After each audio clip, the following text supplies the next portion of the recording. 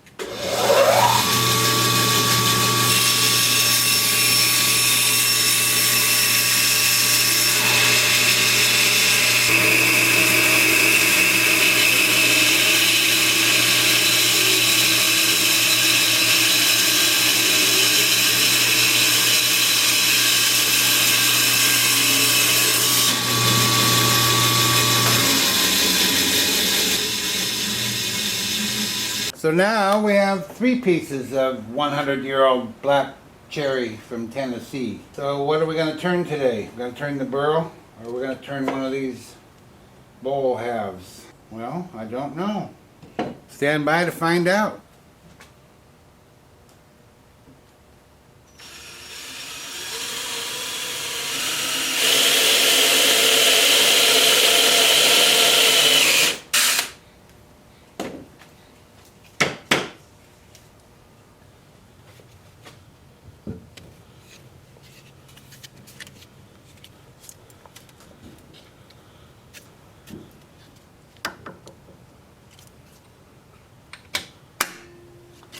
Fooled you, didn't I? I just wanted to tease myself a bit with that little burl, so I'm going to save that for another time. We're going to turn this half of the black cherry. It's going to be turning at 650 RPM with a 5/8 inch standard grind bowl gouge. I'm going to wear a glove because the bits and pieces coming off of here are going to be sharp. I'm going to be approaching from the top side down in an effort to keep this bark on. It does currently have bark all the way around the top. I don't know if that's going to be able to stick with us, but I'm going to give it my all. Mask and face shield on.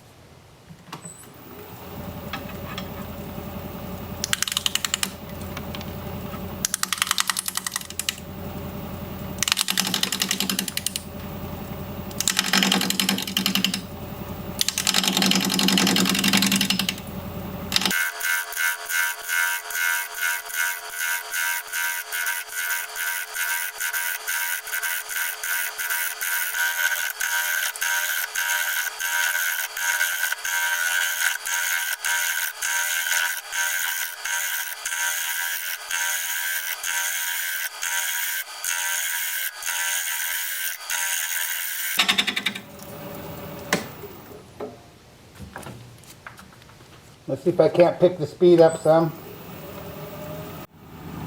Now there's 1,000 RPM.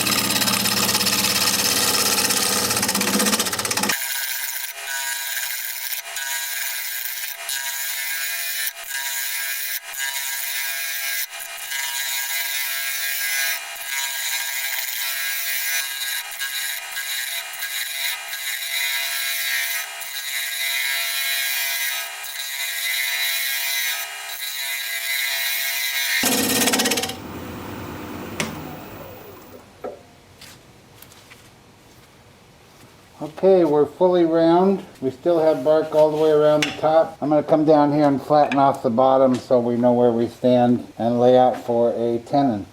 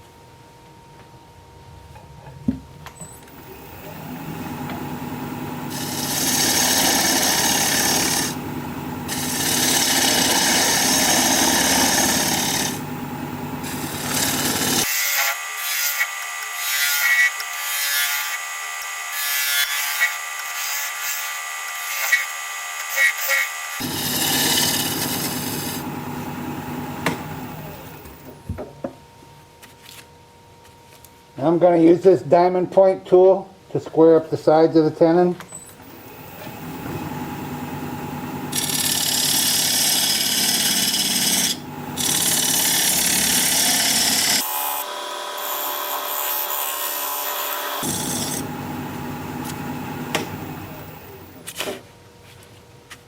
And that's good. So what are we going to do with the side profile? Are we happy with what we have here? I don't know. I don't love it. Yeah, I'm not real happy with it. I'm going to go back over here to the side and see what I can do. It's okay. I like all the bark that is on here still. Beautiful bark. There is some big gaps in the bark right along the edge. Great big one here, great big one here. But I still want to preserve it if I can. Now that I don't have any square corners or rough edges, I think I can approach from the bottom up, which is a smoother way, the correct way normally.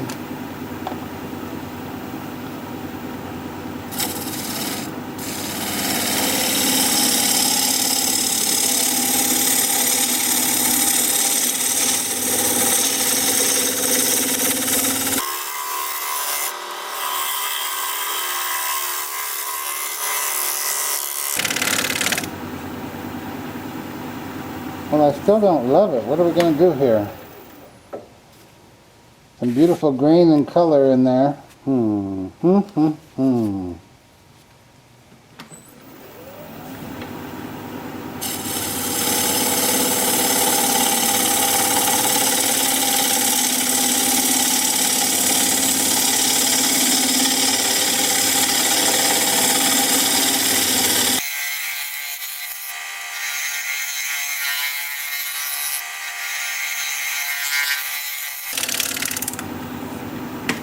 Well, I guess that's what I want to do because I keep doing it. I can't think of what else to do here. I'll try a little shear scraping, clean it up a little bit.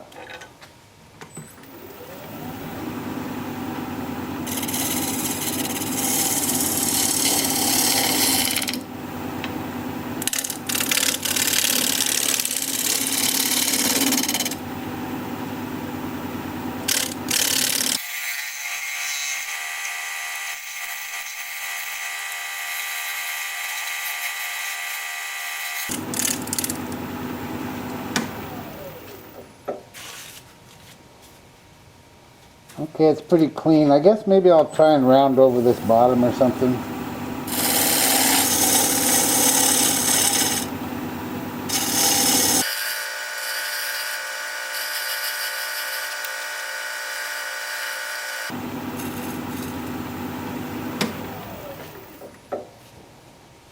Yeah, that's slightly better. Okay, I guess that's what it wants to be. Time for sanding. I'm going to start sanding with my Sandoflex on the bark. Actually, I can reach all of the bark from here. So I'll show you how I'm going to do that. That's 180 grit on the Sandoflex. When I'm done with that, I'll switch to my 2-inch disc sander at 80 grit, although I don't need it. It's pretty smooth, but I just like to be extra careful, I guess. I'll start at 80 grit and work up through 400. The lathe is going to be spinning in reverse at 350 RPM. And I'll show you both of those as soon as I get my mask on.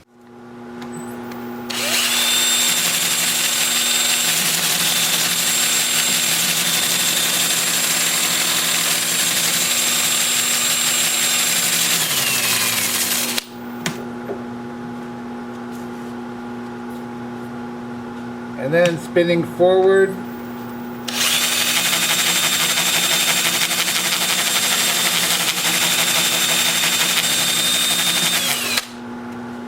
Oh yeah, that's doing a real nice job on the bark. That cleans it up and smooths it out, so when you feel it, it feels nice, but it doesn't really change how it looks. And then again, with the lathe spinning in reverse at 350.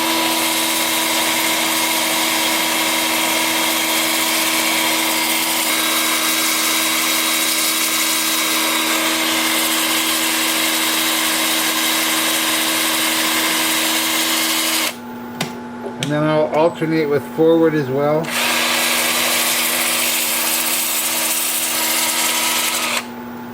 And that doesn't look like it's going to be any problem, so I'll bring you back here in a little bit when it's time to put some, I think we're going with sanding sealer and shellac on this piece. See you in a bit. This is the first of 2 coats probably of sanding sealer. This is shellac based sanding sealer. It's called Zinsser Seal Coat. I don't do anything to it. It's ready to use right out of the can. So as I said, 2 coats of this sanding sealer, and then I'll put on 2 coats of shellac, and it'll look exactly like this. So I won't show that step. I put it on exactly the same way with a rag and a brush on the bark. I'll do that in just a second here. So now I have the same sanding sealer in this little can, and I've got this little acid brush. And I'm just going to brush it into all the bark. So that's what I'll be doing. I'll bring you back here when it's time to turn it around and start working on the inside. See you in a bit. I've turned the piece around and mounted the tenon up in the chuck. This is off center because this is where the burl piece came from. Now, I'm not real positive that is a burl. It may be a branch that was either cut off and grew over or broke off and grew over. I'm not sure. I don't really see a lot of burl going on in there, but it doesn't matter. It's still a cool piece, and I have a good idea in mind on how to use that, which will be at a later time. We're going to be turning at 1100 RPM, 5/8 inch standard grind bowl gouge, mask and face shield on.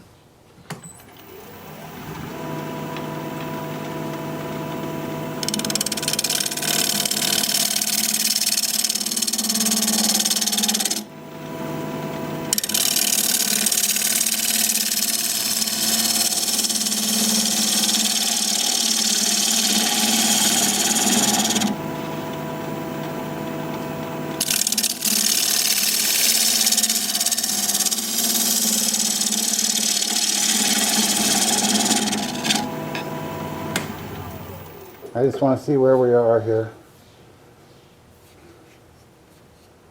I don't think I want to come all the way over here because I like this heavy bark. We'll just work at it slowly till we figure it out.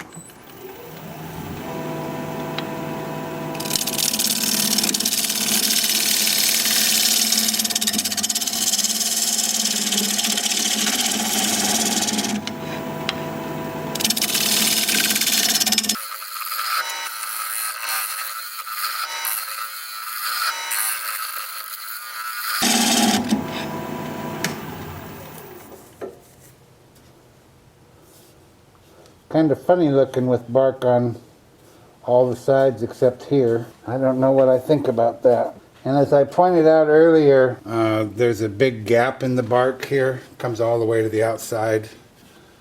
I think you can see that.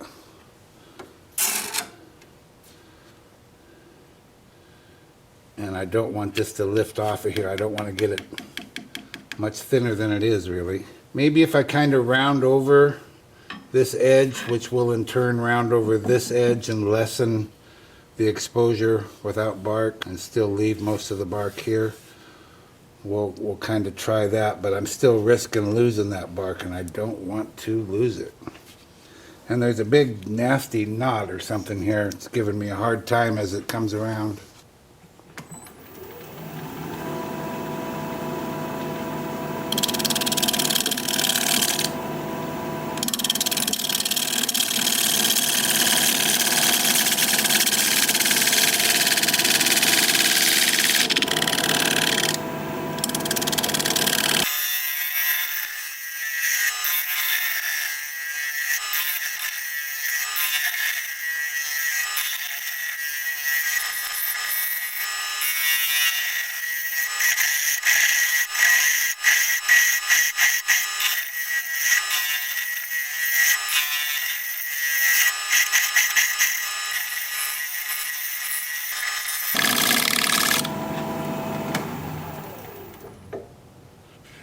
Yep, that's about the best we can do.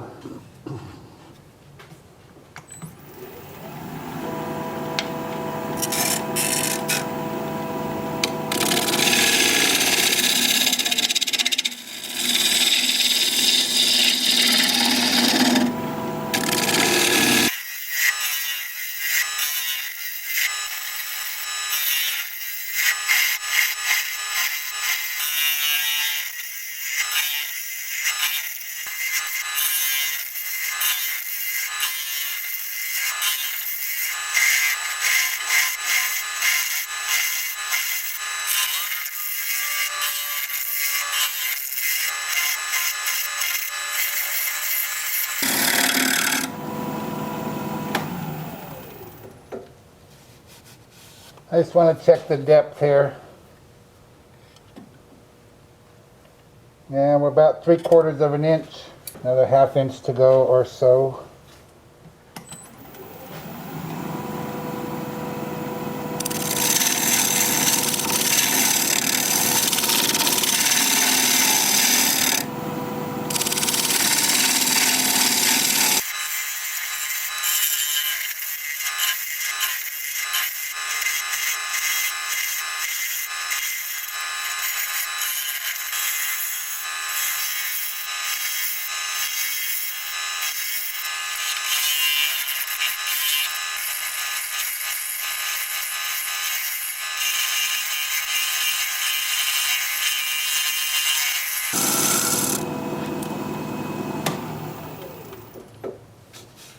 I'm using a technique I learned from Gord Rock. Shear cutting instead of shear scraping. There's a time and place for both. Shear cutting is when you're just using the bottom portion of your gouge.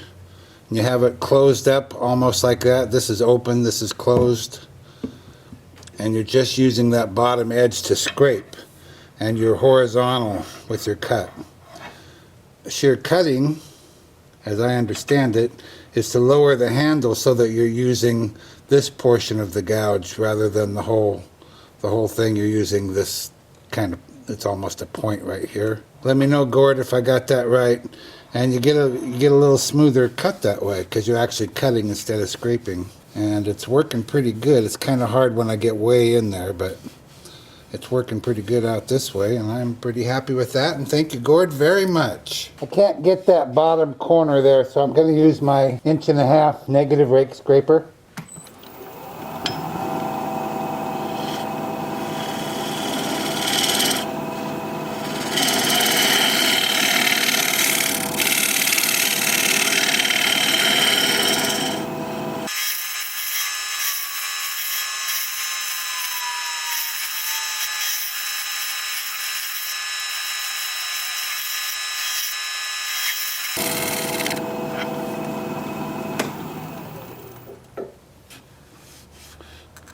Okay, Time for sanding. Now I did sand and finish all of the bark when I was working on the outside, but now that I've cut into it, this edge is a little bit rough, a little bit sharp in places.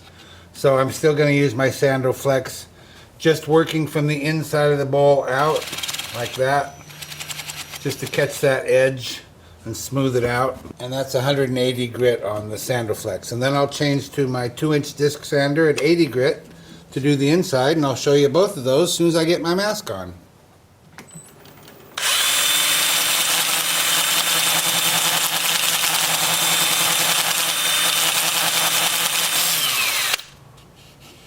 I'll do a little bit more of that, but that's just about got it. And then with the 2-inch disc sander, as I said, starting at 80 grit and working up to 400, lay the spinning forward at about 320 RPM.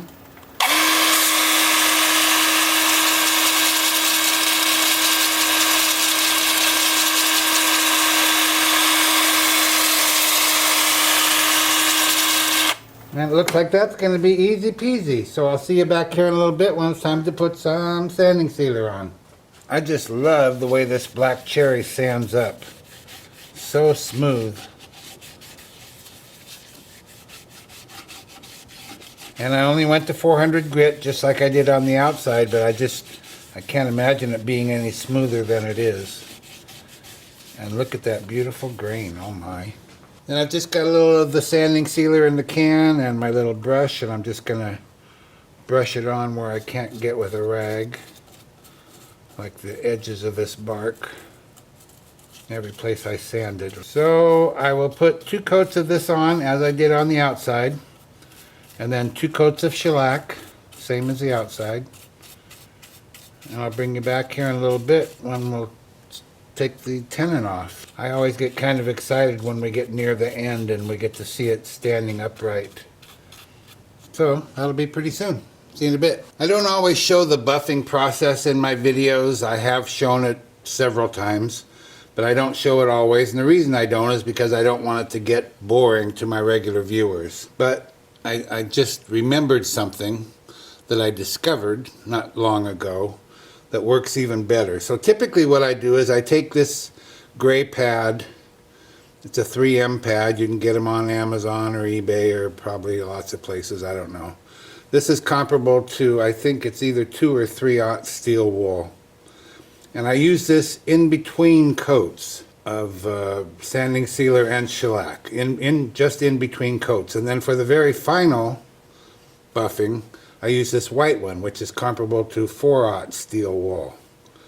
And I usually fold it up, and I spin up the lathe, and I stick it in there, and I move it around, and I buff. That's what I use to smooth out the surface. Well, not long ago I discovered sometimes when you do this, especially with the gray one, you'll get a swirl in the bottom, and it's hard to get rid of, just hand holding it in there. So then you got to go in there and mess around and try and get rid of it. Well, I discovered that if you cut out a little round piece and stick it on your disc sander, and it just sticks right on there, just like Velcro does. That does a lot better job. It's easier, and why not? And you don't have to cut it perfectly round. Obviously, that's not perfectly round. And I already did this with the gray one, like I said, in between coats. This is the final coat that I'm going to put on. And you just do the same thing as if you were sanding.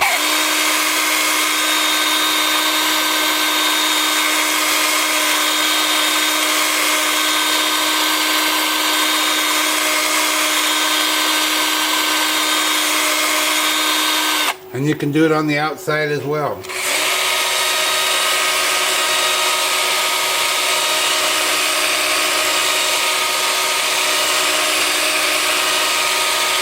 And these white ones will give it a nice shine without being super glossy. I'm not a fan of super glossy. It just does a real nice job, and it feels great, and it's easier and it's better, so why not? Let's get this thing turned around and get that tenon off of there. Okay, I've mounted a block of wood up in my chuck. I'm going to place the bowl over that and bring up the tailstock.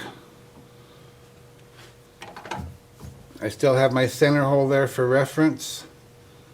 So I'll just drive the live center into that, apply a little pressure, bring up my tool rest, We'll spin the piece up, see if it's running true. I'm holding my thumbnail against the edge of the tenon and it sure is nice and true.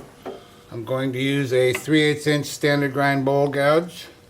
Lathe is spinning at about 600 RPM and I'm removing the tenon.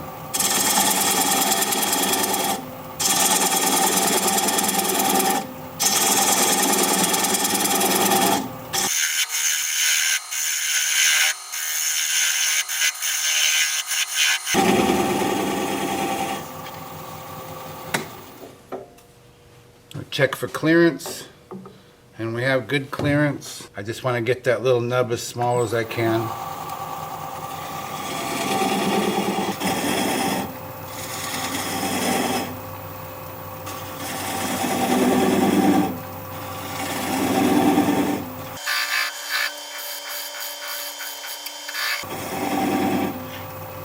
And that's pretty small. Now I'm going to use a 3/8 inch swept back bowl gouge. And I'm going to turn the speed down to about 400 RPM and just keep working it away.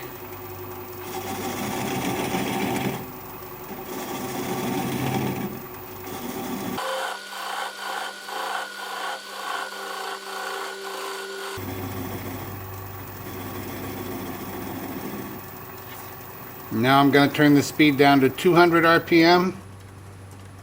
And I'm going to apply the bevel of the gouge against the bottom of the bowl. Well, we got us a problem here. It broke away before I got to finish all my yapping. I know, Tuffy. 4.0. Now I'll just take this over here to the workbench, sand it up, sign it, get it finished, and I'll be right back. Well, here it is. One black cherry live edge bowl in the books. Got bark all the way around. And that one spot only on the side. But it still looks okay, huh? Pretty colors, pretty grain, beautiful bark. There's the bottom all finished up. Just a real nice piece of wood. Hope you enjoyed the video. Thank you, Jay from Tennessee, for sending this along for all to enjoy. If you like this video, thumbs up please. I'd sure appreciate it. If you'd share it around, that'd be terrific. If you're a subscriber, thank you very kindly. I truly appreciate that. If you're not a subscriber, you might consider becoming one. I put out regular videos about one a week, and I'd like to keep in touch. An easy way to subscribe is just click my picture you see there near the end of the video. Your comments are always welcome and I love reading them. So for now, this is Phil, Shady Acres Woodshop, signing off.